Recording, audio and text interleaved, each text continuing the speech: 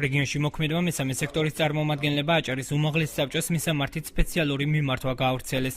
ისინი საზოგადოებრივი მაუწყებლის სამეურვეო საბჭოს წევრობისთვის შერჩეული 27 კაცენისიდან გენო გელაძის კანდიდატურის ხელახლა განხილვასა და დამტკიცებას მოითხოვენ. მიმართვაში ნათქვამია, რომ სამოქალაქო ორგანიზაციების წარმომადგენლები მივიჩნევთ, რომ საპარლამენტო კომისიის მიერ შერჩეული 27 კაციანი სიიდან გენო გელაძის კანდიდატურას აჭარის ავტონომიური რესპუბლიკის უმაღლესი საბჭოსთვის რამდენიმე გარემოების გათვალისწინებით ალტერნატივა არ ჰყავს. სასურველია აჭარის კვოტით აჭარაში სამოქალაქო აქტივობით გამორჩეული პირი დასახელდეს. გენო გელაძის კანდიდატურას საპარლამენტო კომისიამ უმაღლესი შეფასება მისცა.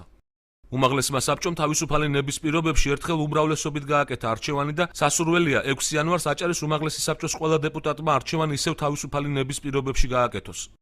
გენო გელაძე არის პროფესიით იურისტი, განათლების დოქტორი და წლების განმავლობაში მუშაობს საზოგადოებრივი მაუწყებლის საკითხებზე.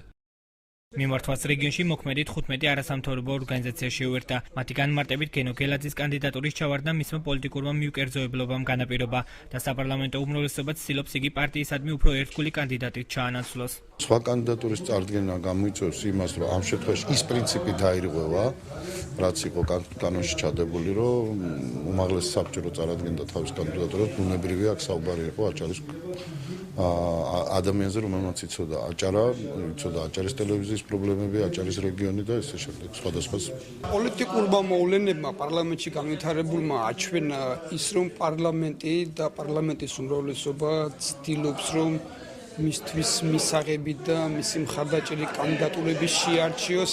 თუ დღეს ანუ 6-ში შეიძლება ადამიანი უმაღლეს საბჭოში საზოგადოებას და საზოგადოების ამ ნაწილს, რომელიც დღეს არის შეკრებილი, ახლა გაუჩნდება საფუძვლიანი ეჭვი იმისა, რომ უმაღლესმა საბჭომ ცენტრალური პარტიების მითითებით გააკეთა არჩევანი და არა თავისუფალი ნების საფუძველზე. დემოკრატიული ჩართულობის ცენტრში გამართულ დისკუსიას აჭარის უმაღლეს საბჭოს დეპუტატებიც ესწრებოდნენ. დავით პაციკაძის განცხადებით, უწყების მიერ წარდგენილი კანდიდატი გენო გელაძე უნდა დამტკიცებულიყო. იგი ფიქრობს, რომ ამ შემთხვევაში საქართველოს პარლამენტმა არასწორი გადაწყვეტილება მიიღო. არაერთხელ თქვი და კიდევ ერთხელ მეორე, როდესაც უმაღლეს საბჭოს სრული უმრავლესობით საქართველოს პარლამენტს წარედგინა კანდიდატი, საქართველოს პარლამენტს უნდა მიეღო ეს კანდიდატურა და ხარი უნდა დაეჭირა.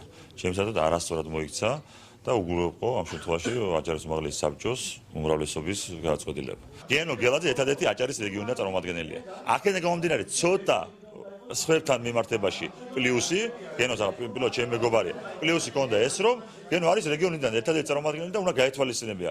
რა გადაწყვეტილებას მიიღებს აჭარის უმაღლესი საბჭო ჯერჯერობით უცნობია. საზოგადოებრივი მაუწყებლის სამეურვეო საბჭოს კანდიდატთა შერჩევაზე რეგიონის საკანონმდებლო ორგანო 6 იანვარს იმსჯელებს.